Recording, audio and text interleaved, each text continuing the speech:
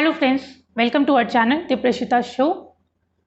छोटे बेबीज कभी रात को सोते हैं, कभी रात को उठ जाते हैं। उनका सोने और उठने का कोई एक पैटर्न नहीं होता, तो कभी भी उठ सकते हैं, कभी भी सो सकते हैं। बट बेबी बार बार अगर उठ रहा है तो वो किसी प्रॉब्लम की वजह से तो नहीं उठ रहा है। हम क्या क्या चीज़ों का ध्यान रख सकते हैं उसके सोते टाइम कि एटलीस्ट वो किसी परेशानी या किसी प्रॉब्लम की वजह से ना उठे। अगर वो वैसे उठ रहा है नॉर्मल तो कोई बात नहीं है, लेकिन अगर वो किसी परेशानी की वजह से बार बार जाग रहा है तो उसमें ज़रूर एक दिक्कत वाली बात है और हम उन चीज़ों का ध्यान बिल्कुल रख सकते हैं। तो यही है हमारी वीडियो का आज का टॉपिक। और वीडियो को शुरू करने से पहले मैं आपसे रिक्वेस्ट करूँगी, चैनल पे नए हैं तो चैनल को प्लीज़ सब्सक्राइब ज़रूर करें, और वीडियो अच्छा लगेगा तो वीडियो को प्लीज़ लाइक ज़रूर करना और शेयर ज़रूर कीजिएगा। तो चलिए शुरू करते हैं। सबसे पहली चीज़, जो बेबीज़ रात को सबसे ज़्यादा उठते हैं वो क्या रीज़न होता है? वो रीज़न होता है बच्चों को भूख लगना।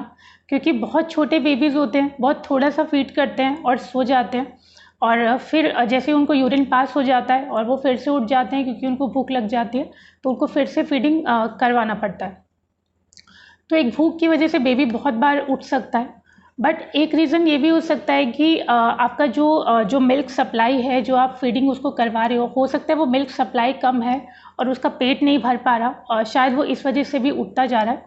तो आप अपना मिल्क सप्लाई चेक कीजिए कि वो बेबी का उससे पेट भर रहा है कि नहीं। और या फिर आप एक वीडियो हमने किया हुआ है कि मिल्क सप्लाई को कैसे इंक्रीज़ करें, आप वो देख सकते हैं। तो मिल्क सप्लाई अगर इंक्रीज़ हो जाएगा तो बच्चे का पेट अच्छे से भर जाएगा।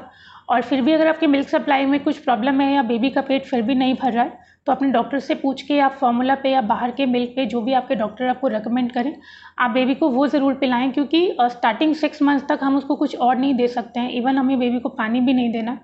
तो सिर्फ दूध पे ही बेबी डिपेंड होता है, और अगर उसका पेट नहीं भरेगा तो वो ठीक से सो ही नहीं पाएगा। तो आप ज़्यादा से ज़्यादा उसको मदर फीड कराएं, और अगर मदर फीड उसको पूरा नहीं हो रहा है तो उसको बाहर का दूध आप उस टाइम पे इंट्रोड्यूस करें ताकि उसका पेट भर जाए और वो अच्छे से सो सके। फिर सेकंड केस में जो बेबी सबसे ज़्यादा उठता है वो होता है डाइपर का प्रॉब्लम। स्टार्टिंग में हम डाइपर यूज़ करते हैं, एटलीस्ट रात को तो ज़रूर ही करते हैं, क्योंकि रात को बेबी यूरिन बहुत ज़्यादा बार करता है। तो रात को आपको भी नींद आ रही होती है और आप भी इतना कंफर्टेबली बेबी को विदाउट डाइपर नहीं मैनेज कर सकते। बट होता क्या है कि कई बार डाइपर फुल हो जाता है या बेबी पॉटी कर देता है। स्टार्टिंग में आप सबको पता है कि बेबी पॉटी भी बहुत ज़्यादा बार करता है और वो यूरिन भी बहुत ज़्यादा बार पास करता है, क्योंकि उसका जो स्टमक है, जो डाइजेस्टिव सिस्टम है, वो उतना मैच्योर नहीं होता, उतना मजबूत नहीं होता। तो वो जैसे ही दूध पीता है उसके 15-20 मिनट के बाद ही वो सुसु कर सकता है या वो पॉटी कर सकता है। तो आपको टाइम टू टाइम उसका डाइपर चेंज करना है। आप जैसे चेक कर लेंगे, जब बेबी होगा तो कभी आप 2 से 3 घंटे में डाइपर चेंज करोगे तो आपको रियलाइज़ हो जाएगा कि वो 3 घंटे में फुल हो रहा है या 4 घंटे में फुल हो रहा है या 2 घंटे में फुल हो रहा है। आइडियली 3 घंटे में आपको बेबी का डाइपर चेंज कर देना चाहिए, बट कुछ केसेस में वो 2 घंटे में भी करना पड़ जाता है, और कुछ बच्चों में वेरी करता है कि 4 घंटे तक भी डाइपर उनका चल जाता है। डाइपर की क्वालिटी आप अच्छी रखो, मतलब डाइपर अच्छे ब्रांड का आप यूज़ करो। और आप ब्रांड टू ब्रांड भी डिपेंड करता है, हर बेबी को हर एक ब्रांड का डाइपर सूट नहीं होता। तो आप अपने बेबी का चेक करो कि उसको उस डाइपर से स्किन में कोई प्रॉब्लम तो नहीं हो रही है, वो थोड़ा कंफर्टेबल फील करे। और कोशिश करो कि हमेशा एक साइज़ बड़ा डाइपर लो ताकि बेबी को टाइट फील ना हो और उसकी वजह से भी उसको रात को प्रॉब्लम ना हो। तो आपको डाइपर अच्छी क्वालिटी का यूज़ करना है, बड़े साइज़ का एक साइज़ बड़ा यूज़ करना है। जितना भी आपके बेबी को साइज़ यूज़ होता है उससे एक साइज़ बड़ा आप यूज़ करो। आप एक बार चेक कर सकते हो, अगर वो लीक नहीं हो रहा तो एक साइज़ बड़ा यूज़ करने में कोई प्रॉब्लम नहीं है, वो आपको बेटर ही रहेगा। और उसको टाइम टू टाइम चेंज करना है, और बहुत ज़्यादा फुल होने का उसको आपको वेट नहीं करना है। तो डाइपर का बहुत ज़्यादा ध्यान रखो कि इसकी वजह से एटलीस्ट बेबी की नींद डिस्टर्ब ना हो। फिर तीसरा रीज़न होता है बच्चों को पेट में दर्द काफ़ी होता है, और ये रात को आई थिंक सबसे ज़्यादा होता है, क्योंकि रात को जब बच्चे ज़्यादातर रोते हैं तो हम उनको दूध भी पिला देते हैं, हम उनका डाइपर भी चेंज कर देते हैं, बट फिर भी वो परेशान हो रहे होते हैं। तो 90% केसेस में प्रॉब्लम उनके पेट दर्द का हो रहा होता है, मतलब उनको गैस बनी होती है। छोटे बेबीज़ को गैस बनती भी बहुत ज़्यादा है। रीज़न ये होता है कि जब वो बच्चा मदर फीड पे होता है तो कई बार मदर ऐसा कुछ खा लेती हैं कि उनको गैस बेबीज़ को हो जाता है, कुछ गैस वाला फूड। जैसे राजमा में गैस बहुत ज़्यादा बनती है, तो अगर मदर ने राजमा खा लिया है तो बेबी को गैस होने के चांसेस हैं। या आप अगर ज़्यादा इंटरवल्स पे दूध उसको पिला रहे हैं, मतलब 2 से 3 घंटे का टाइम होता है, अगर आप 4 से 5 घंटे में पिला रहे हैं तो भी बेबी को गैस हो सकती है। तो मतलब बहुत सारे रीज़न्स हो सकते हैं जिसकी वजह से बेबी को गैस हो सकती है। तो उस केस में आप क्या कर सकते हैं, रात को अगर वो बहुत ज़्यादा रो रहा है तो उसका पेट आप दबा के देखिए, उसका पेट आपको टाइट लगेगा, वो पेट आप दबाएंगे तो वो रोएगा, तो आपको समझ में आ जाएगा कि वो पेट दर्द की वजह से रो रहा है। तो उस केस में आप क्या करो, या तो पहले ही उसके सोने से पहले आप उसको हींग का पेस्ट लगा दो। हींग का पेस्ट आपको लगाना है, आप 1 चम्मच में थोड़ा सा गुनगुना पानी ले लीजिए, उसमें आप हींग डाल लो, उसको डाइल्यूट कर लो, दोनों को हींग को पानी में आप मिक्स कर लो, और वो जो हींग का पेस्ट बन जाएगा या वो हींग वाला पानी आप कह सकते हो, वो आप बच्चे की नाभि पे और नाभि के आसपास का जो एरिया है वहाँ लगा दो। एक तो उसको रात को गैस बनेगा ही नहीं, अगर उसको गैस बना होगा तो उसको गैस पास हो जाएगा, और फिर भी आपको लग रहा है कि बच्चे को ज़्यादा प्रॉब्लम है तो आप अपने डॉक्टर से पहले ही बच्चे की गैस के लिए ड्रॉप्स आती हैं वो आप पहले ही अपने डॉक्टर से पूछ के रखो। हम जो प्रेषिता को देते थे वो कॉलीपास देते थे, मतलब आज भी जब उसको कभी पेट में दर्द हो जाता है तो पहले हम हींग अप्लाई करते हैं। अगर इन केस उसको हींग से आराम नहीं आ रहा है या फिर उसको इमीडिएट पेट में दर्द हो गया है तो उसको उस समय ड्रॉप्स देनी ज़रूरी हो जाती है। तो कॉलीपास हम लोगों ने हमेशा यूज़ किया है। एक तो आपको उसको डेली बेसिस पे नहीं करना, या कुछ लोग कॉलिकेट भी यूज़ करते हैं, बट आप अपने डॉक्टर से कंफर्म कर लें कि आपको कौन सी मेडिसिन यूज़ करनी है। हो सकता है इन दोनों के अलावा भी वो आपको कुछ और सजेस्ट कर दे। और इसकी जो डोज़ है वो ज़रूर आप अपने डॉक्टर से पूछ लें, क्योंकि ये कॉलीपास या कॉलिकेट जो है वो 1 साल तक या शायद उससे बड़े बच्चों को भी दी जाती है, बट हमेशा ये डोज़ चेंज हो जाता है। न्यूबॉर्न है तो उसके लिए डोज़ अलग होता है, अब बच्चा 6 महीने का है तो उसके लिए डोज़ अलग होता है, मीन्स ये मंथ वाइज डोज चेंज होता रहता है। तो पहले ही जब आपके पास बेबी है तो पहले ही आप फर्स्ट एड में उसका जो ड्रॉप्स हैं पेट दर्द के लिए ये ज़रूर रखो। चौथा जो रीज़न होता है वो होता है बच्चे को जिस रूम में बच्चा है वहाँ का एटमॉस्फेयर उसके अकॉर्डिंग ना होना। कई बच्चों को एसी बहुत ज़्यादा सूट करता है, कई बच्चों को गर्मी बहुत ज़्यादा लगती है, बट कई बच्चों को ठंड बहुत ज़्यादा लगती है। यूजुअली कहा जाता है कि 25 डिग्री टू 27 डिग्री रूम का टेम्परेचर होना चाहिए, बट आपको अपने बच्चे के अकॉर्डिंग देखना है। आप उसको बहुत ज़्यादा कवर करके भी ना रखो, आप उसको बहुत ज़्यादा खुला भी मत रखो। वैसे मैं आपको सजेस्ट यही करूँगी कि रात को जब आप उसको सुला रहे हो तो उसको फुल स्लीव्स कपड़े और फुल स्लीव्स पजामे ही आप उसको पहना के फिर उसको सुलाओ। फैब्रिक आप अकॉर्डिंग टू वेदर देख सकते हो, विंटर से तो डेफिनेटली थोड़ा मोटा कपड़ा और समर से तो थोड़ा सा पतला कपड़ा, कॉटन का कपड़ा आप उसको पहना सकते हो, बट फुल स्लीव्स और फुल पजामे ही पहना के आप उसको सुलाओ, ताकि उसको ठंड भी ना लगे और उसको गर्मी भी ना लगे। और थोड़ी थोड़ी देर में आप उसके चेक्स को चेक कर सकते हो कि अगर वो बहुत ज़्यादा ठंडे तो नहीं हो रहे हैं या वो बहुत ज़्यादा गर्म तो नहीं हो रहे हैं, और अपने रूम का जो टेम्परेचर है वो आप मेंटेन करके रखो। बेसिकली जो रूम टेम्परेचर है वो बच्चे की बॉडी के अकॉर्डिंग होना चाहिए। अगर उसको गर्मी लगेगी या उसको ठंड लगेगी तो भी बच्चा बार बार जग सकता है। फिर आपको सोते समय क्या ध्यान रखना है, हम जो मॉम्स होती हैं हमें बहुत ज़्यादा केयर हो रही होती है बेबी की, तो हम बेबी के बिल्कुल साथ ही सोते हैं और हम लोग एक ही ब्लैंकेट में या एक ही शीट में सो जाते हैं, ताकि हमें लगता है कि बेबी बिल्कुल हमारे पास रहे। वो बिल्कुल ठीक है, बट होता क्या है कि रात को बेबी भी सो जाता है और कहीं ना कहीं आपकी भी आँख लग जाती है।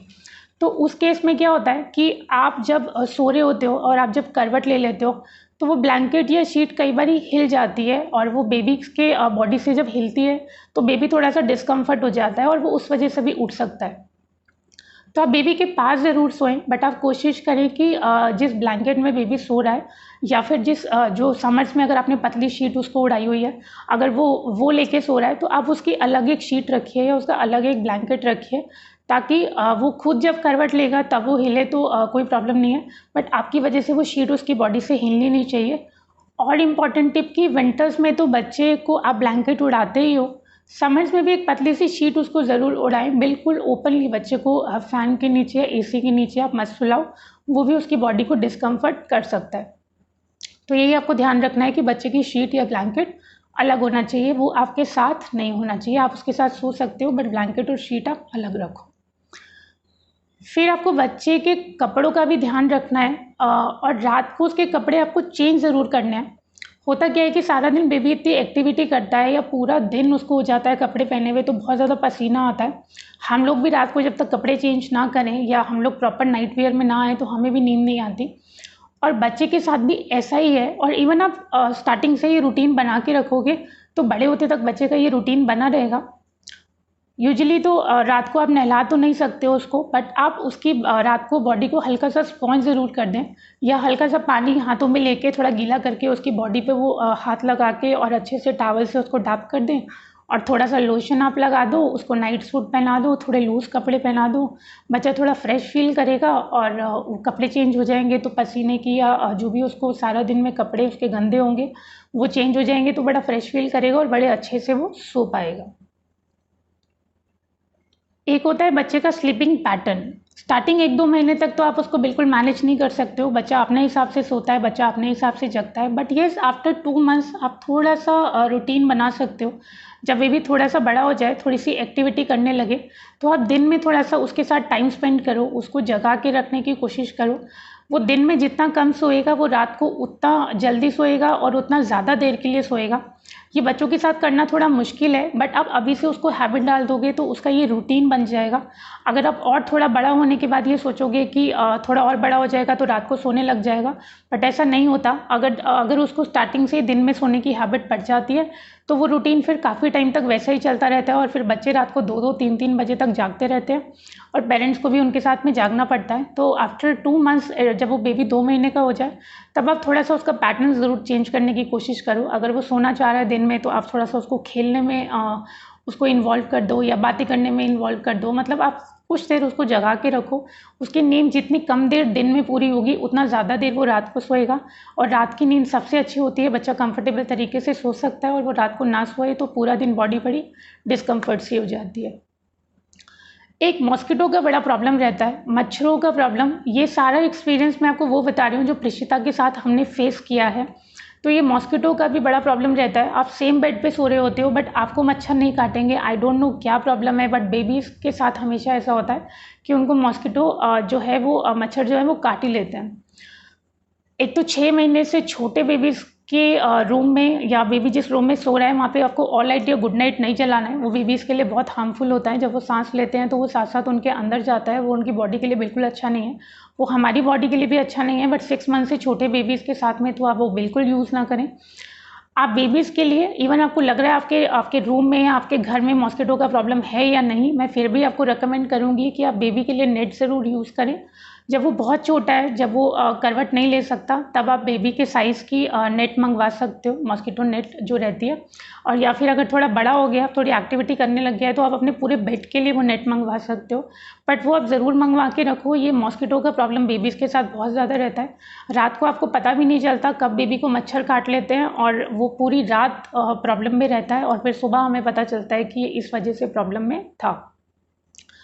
एक टीथिंग की वजह से बच्चे रात को नहीं सो पाते हैं, वो भी हमें कई बार नहीं पता लगता कि उसको दांत में दर्द हो रही होती है। समटाइम्स हम यही सोचते रह जाते हैं उसको भूख लगी है या उसका पेट में दर्द है, बट टीथिंग फेज भी जब उसका चल रहा होता है तो भी बेबी बड़ा डिस्कम्फर्ट सा रहता है, और बेबी उस टाइम पे भी सो नहीं पाता है।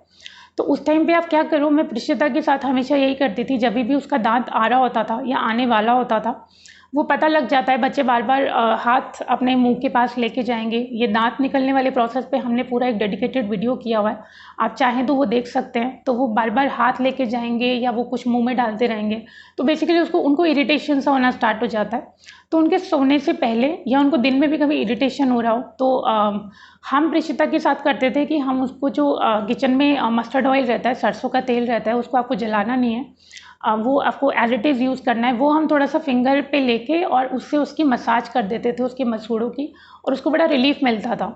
तो जब आपको लगे कि बच्चे का टीथिंग फेस चल रहा है और आपको ये ठीक लगे, तो आप सरसों का तेल थोड़ा सा अपनी फिंगर में लेके और उसके मसूड़ों में थोड़ी सी मसाज कर सकते हो।